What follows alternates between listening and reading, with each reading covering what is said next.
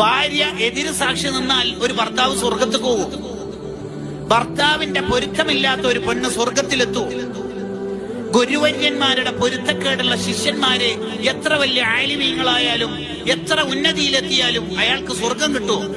മാതാപിതാക്കളുടെ പൊരുത്തം വാങ്ങാതെ ഒരാൾക്ക് ഏത് ഖാദിയായാലും അയാൾക്ക് വിജയിക്കാൻ പറ്റുമോ? ഇല്ല. ചുറ്റുവട്ടത്തുള്ള ആരും നമുക്കെതിരെ സാക്ഷി നിൽക്കേണ്ട ഒരവസ്ഥ നമ്മൾ വരുത്തി വെക്കരുത്. ഇസ്ലാം കടപ്പാടുകൾക്ക് വളരെ പ്രാധാന്യം നൽകുന്ന മതമാണ്.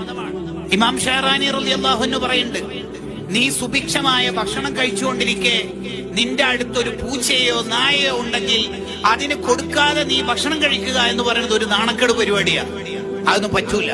സ്വാലിഹീങ്ങൾ അങ്ങനെ ചെയ്യാറില്ല. അവർക്ക് കൂടി, ആ ജീവിക്ക് കൂടി വകവെച്ചു കൊടുത്തിട്ടല്ലാതെ അത് ചെയ്യാറില്ല. അവര് ഭക്ഷണം കഴിക്കാറില്ല എന്ന് മഹാന്മാർ എഴുതി വെക്കുന്നുണ്ട്. ചുറ്റുവട്ടത്തുള്ളവരോട് നമുക്ക് കടപ്പാടുകളുണ്ട്.